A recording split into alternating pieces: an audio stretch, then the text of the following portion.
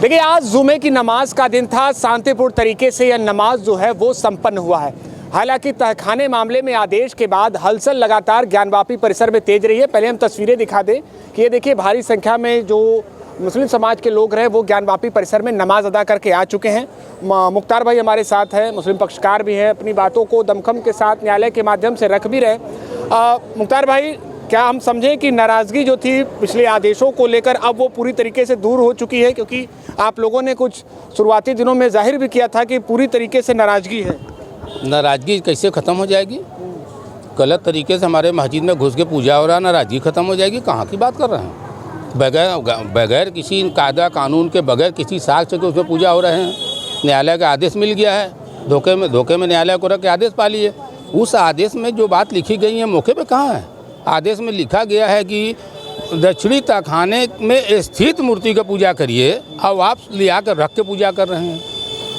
ये क्या मतलब है? अच्छा, हम लोगों ने जज साहब से भी बात किया है। उन्होंने कहा है कि पर्याप्त समय आपको और दूसरे पक्ष को दोनों को दिया गया है और साक्ष्य और सबूत के आधार पर ही न्यायालय फैसला देती है। ऐसा बिल्कुल नहीं कि कोई जल्दीबाजी में। इसके अलावा ये बात है कि उनका जो कार्यकाल का एक अंतिम फैसला था, इसलिए ऐसा कुछ भी नहीं। जज साहब का देखिए, वो जज साहब हैं, न्यायपालिका उन लोगों के हवाले है। मैं उन पर सवाल नहीं उठा सकता, ये आप जान लीजिए। वो न्यायपालिका, मगर हम जिस बात से पीड़ित हैं हम अपनी बात तो कह सकते हैं। उस मुकदमे का मुझे पूरी ज्ञात है, एक एक पॉइंट का ज्ञात है। बस न्यायपालिका है, नहीं सीधे कहते कि बैठा लीजिए बात हो जाए। आज जो लोग बहुत खुश हैं वो हमसे डिबेट कर लें पेपर पर, काहे भाग रहे हैं? 17 को रिसीवर नियुक्त करते हैं, कोई 25 को आप कोई अंजुमन के हमारे तरफ से एप्लीकेशन पड़ता है, आपत्ति आप उसको डिसाइड नहीं करते हैं। 25 का डेट लगाते हैं, फिर सीधे 31 को आप आर्डर करते हैं। किस एप्लीकेशन पर? कोई एप्लीकेशन पड़ा?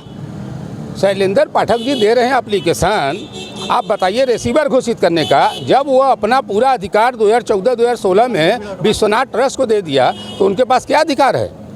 कौन सी बात हो रही है? कौन कानून की बात है? हम लोग इसके खिलाफ गए हैं हाई कोर्ट, 2 दिन सुनवाई हुई है और 12 तारीख को देखिए क्या होता है। 12 तारीख को अब बहस होगी, न्यायालय है, जो फैसला देगा सबको मानना पड़ेगा। भाई न्यायालय है ना। आप लगातार इस मामले में अपनी पक्ष को रख रहे हैं। 12 तारीख को जो हाई कोर्ट में होगा उस बातों को लेकर आगे चर्चा होगी। घटना हो रही है उस पर भी नज़र है आपकी, उसको देख रहे हैं, उसको कैसे आप देख रहे हैं, उस पर आपकी क्या प्रतिक्रिया होगी? देखिए, हल्द्वानी नहीं, हम पूरे देश के सभी अपने देशवासियों से ये अपील करेंगे, चाहे वो किसी भी धर्म जाति को हों, कि हमें आपको सबसे पहले ये बात को गौर करना चाहिए कि हम संविधान ने जो हमें अधिकार दिया उसका आप प्रयोग करें, उसके तहत रहें। अगर कोई नाराज़गी है तो आप अपने में न उलझें, न्यायालय से संवैधानिक तरीके से अपने बात को चलाएं। लड़ने से सिवाय नुकसान कुछ नहीं होगा। वर्तमान की जो सरकारें हैं बहुत अच्छी तरीके से चल रहे हैं, खाली धर्म के मामले आके तो वहाँ बिगड़ जा रहा। यानी बहुत अच्छी बात आपने कही कि संवैधानिक तरीके से आप अपनी बात को रखिएगा। आप भी नमाज अदा करके अंदर से आ रहे हैं। शांतिपूर्ण तरीके से नमाज संपन्न हो गई है। हरिद्वार के हल्द्वानी में जो कुछ चीज़ें चल रही हैं उसको भी आप देख रहे हैं, क्या कहेंगे उस पर? जिस देश में 2014 के बाद से जिस तरह से हिंदू और मुस्लिम करके और सरकारों द्वारा, बड़े अफसोस की बात है कि उत्तर प्रदेश के मुख्यमंत्री योगी आदित्यनाथ सदन के अंदर कहते हैं क्या काशी मथुरा, क्या इस तरह की और धमकी देते हुए लहजे में कि हम 3 की मांग कर रहे हैं, आपको दे देना चाहिए। उन्होंने महाभारत की कथा सुना दी, कौरव पांडव की बात सुना दी। क्या लोकतंत्र में बैठा हुआ सदन में ऐसा बयान दे सकता है कोई प्रधानमंत्री या मुख्यमंत्री? आप बताइए, क्या हमारे देश में डेमोक्रेसी खत्म हो गई है? क्या मोदी जी भूल जाएंगे? जब विदेश में जाते थे, मैं गांधी की धरती से आया हूँ, मैं बुद्ध की धरती से आया हूँ। मदर ऑफ डेमोक्रेसी कहाँ गई? मदर ऑफ डेमोक्रेसी किस बात का? झूठ का प्रोपेगेंडा। इस देश में प्रोपेगेंडा चल रहा है।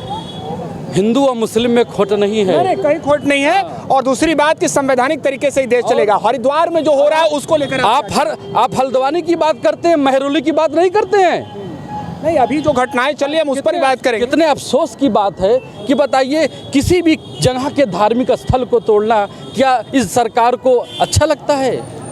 कितनी गलत बात है कि नहीं? आदमी ऐसे भी धार्मिक स्थलों का आदर करता है। आप एक तरफ एक वर्ग के लिए सारा कुछ कर रहे हैं और दूसरे वर्ग के साथ ऐसा कर रहे हैं। चलिए फिर और लोगों से बात करेंगे। तो यहाँ पर शांतिपूर्ण तरीके से जो नमाज है ज्ञानवापी परिसर में वो संपन्न हो चुकी है। एक अंतिम कमेंट हम आपसे भी लेंगे। आज नमाज हो चुकी है, इसके अलावा हरिद्वार में जो कुछ चीज़ें चल रही हैं उसको लेकर क्या कहेंगे?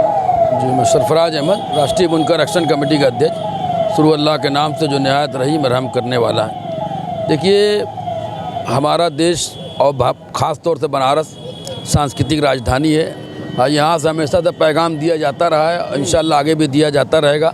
आज आपने देखा कि शांतिपूर्ण तरीके से नमाज संपन्न हुई और हम लोग पूरे देश से अपील भी करते हैं मुसलमानों के और नौजवानों से कि वो शांति व्यवस्था बनाए रखे। हम अल्लाह के रसूल के मानने वाले हैं, जिन्होंने अपने महबूब चचा हमजा का कलेजा चपाने वाली हिंदा को भी माफ़ कर दिया था। तो आज सब्र तहम्मुल का दिन है, सब्र तहम्मुल से काम ले। और इस्लाम शांति का मज़हब है, अमन सुकून का मज़हब है। अल्लाह के रसूल खून से नहा गए पत्थरों से, तब भी उन्होंने बद्दुआ नहीं दी। तो हम लोग उनके मानने वाले हैं, उनके फॉलोअर हैं।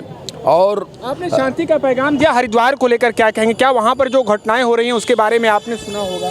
देखिए, वहाँ की जो हुकूमत है उनके जो लॉ एंड ऑर्डर के प्रयास काफ़ी काबिल तारीफ़ है, मगर कहीं भी कोई भी आस्था की चीज़ है उसको नोटिस के ज़रिए बात चस्पा होनी चाहिए, बात कही जानी चाहिए, दूसरे पक्ष को भी मौका दी जाना चाहिए। और कोई भी मस्जिद मदरसा कोई भी इलीगल मोमेंट पर नहीं बनता और मस्जिद मदरसा की हमेशा कागजात मुकम्मल रहते हैं और उस पर कभी भी सवालिया निशान उठाने की ज़रूरत ही नहीं। जैसे मिसाल के तौर से आप ज्ञानवापी मस्जिद की स्थिति ये है कि आज का हमारा प्रिंट मीडिया एक सोची समझी प्रोपेगेंडा चला रहा है और ज्ञानवापी लिख रहा है, ज्ञानवापी मस्जिद नहीं लिख रहा। क्यों नहीं लिख रहा है? इसके पीछे क्या सियासत चल रही है? जब खतरा खतौनी सब में लिखा हुआ जजमेंट अभी कुछ नहीं आया है तो आप तय कर रहे हैं। ये माहौल रचा जा रहा है। मुसलमान क्यों ना भयभीत हो, क्यों ना आशंकित हो? जब पेपर मीडिया ज्ञानवापी लिख रही, ज्ञानवापी मस्जिद लिखने से उसने गुरेज करना शुरू कर दिया। चाहे पेपर मीडिया हो, चाहे डिजिटल मीडिया हो, चाहे इलेक्ट्रॉनिक मीडिया हो, संवैधानिक तरीके से सब लोग अपनी बात करेंगे। और आपसे हम बात करने के लिए यहाँ पर आए हैं, आपकी बात को जानने के लिए यहाँ पर आए हैं, हम आपकी बात को वहाँ तक पहुँचाएंगे।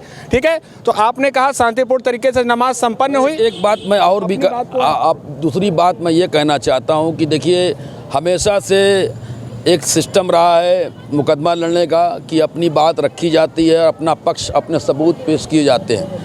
और पुराने लोग एक बात कहते हैं कि कब्जा सच्चा, लड़ाई झूठी, दीवानी का। तो ऐसी परिस्थिति नहीं होना चाहिए। ऐसी परिस्थिति का मतलब कि लॉ एंड ऑर्डर का देश नहीं है, लॉ एंड ऑर्डर नहीं है। और कानून व्यवस्था के तहत ही सभी को अपनी बातों को रखने का जो है अधिकार है। इसके अलावा एक और विषय कि पूरी तरीके से जो काशी है गंगा जमुनी तहजीब का शहर है और यहाँ पर अमन शांति को लेकर भी लगातार अपील की जा रही है।